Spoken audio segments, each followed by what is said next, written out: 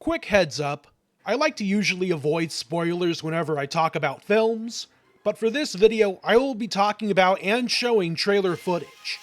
If you've been avoiding trailers to this film, you may want to watch this video after you've seen the movie. With all that said, here's the video. Howdy folks, and welcome to my channel. Today I'm giving some quick thoughts on the recent entry in the Jurassic World franchise, Jurassic World Rebirth. This won't be a full, detailed review, as there wasn't really much to talk about in hindsight. With all that said, let's get into it, shall we? Basically, the most important thing that I can note about this film is its director, Gareth Edwards. Now, I'm a big fan of his previous works, and if you've seen his work on the 2014 Godzilla film, then a lot of things here will click into place.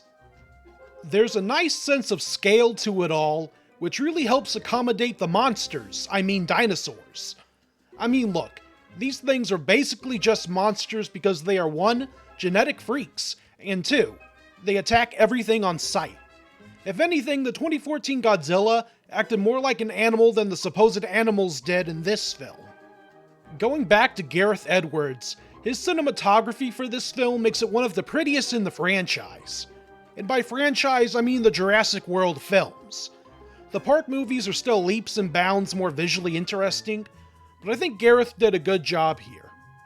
Speaking of the park films, boy howdy does this film like to call back to the first movie. There's fan service, which is fine in small doses, but then there's constantly making references to a previous work that Universal is still trying to catch up to. And ordinarily, I would blame the writer for this, but shockingly the writer for this film, David Coep, was also the previous writer of the first Jurassic Park script with Michael Crichton. In fact, he's helped with writing scripts for numerous blockbusters. Some are hits, while others are misses. Either way, the writing for this movie is probably some of the most straightforward I've ever seen in a film. Any sort of twist or turn that you think could happen, doesn't happen. All the things in this film that would have been a surprise were already spoiled in the trailers. Like the giant mutant D-Rex is supposed to be a big shocker in the film, but if you saw the initial trailer like I did, then it's just sort of there. Look, it's a Jurassic World film. At this point, you know the drill. There's the human characters no one cares about, and then there's the dinosaur CGI eye candy. You show up for those big ol' lizards. Or amphibians? Like, they still got frog DNA in them, I guess. Speaking of the human cast, they were alright. The big seller for this film is everyone's favorite starlet, Scarlett Johansson. And I'll be honest, her acting didn't really impress me all that much. Like when I saw her in the film, I wasn't thinking, oh, there's Zora Bennett, the covert ops specialist. No, I just thought, there's Scarlett Johansson kicking a dinosaur. That's kinda neat, I guess. I think out of all the performances, the individual who really captured my attention was Mahershala Ali as Duncan Kincaid. Was I impressed enough to remember his character's name? No. I had to go to Wikipedia just to look up the names of the characters, because for the life of me, I couldn't remember what any of their names were. Anyways, I think Mahershala Ali was actually really good. Like, it isn't his best performance, but when compared to everyone else, I would say that he was a standout. That, and I thought that Manuel Garcia Rolfo and David Iacano were both also pretty good. They had a really fun dynamic. In fact, at times, I was more interested in the drama surrounding the family than I was the special ops folks. But hey, let's talk about the actors that everyone was most excited to see, the dinosaurs. Surprise, surprise, the CGI was pretty good in this film thanks to the folks over at ILM. Now mind you, nothing is ever going to beat the practical effect animatronic T-Rex in the original Jurassic Park, but ILM worked their magic here and made something that was close to replicating that nostalgia for me.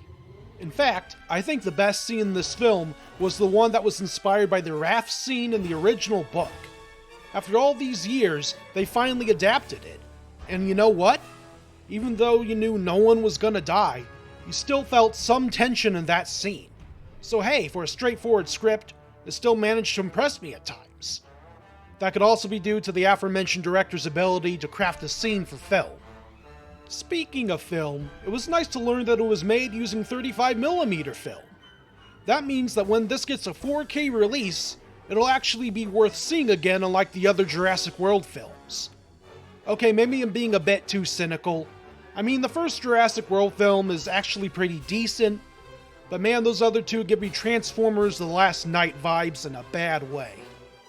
Anyways, something that was also neat was the score. Boy howdy, I hope you like the original Jurassic Park theme, because they sure love to play it. That isn't to say that the original score for this film is forgettable, it's just that they really love nostalgia in this movie. Finally, I just want to say that for a film that was supposed to be about weirdo mutant dinosaurs, I honestly think that they didn't get weird enough with them. Yeah, sure, we had Velociraptor, Pterodon hybrids, and the D-Rex that was inspired by the Xenomorph and Rancor, but I kept waiting for things to get really weird, you know? I kept thinking that they couldn't have shown everything in the trailers and pre-release material, right? There's still something to be found in the film that will shock me and the other 5 people in the audience. But nope, again the D-Rex was supposed to be the big surprise. So, overall, I think Jurassic World Rebirth was an okay film. I don't think it's gonna make the literal billions that the other films have made, because we're all kinda just used to this formula by now. And post-COVID, people have been going to the theaters less. I think we're all looking for that one blockbuster that we'll collectively gawk at. But I think the last time we really had an event in the theaters was when Avengers Infinity War came out. Anyways, it's the usual turn off your brain popcorn flick. See it if you have nothing else to do, or save your money and see if Superman turns out to be better. I'll be sure to review that when I get the chance.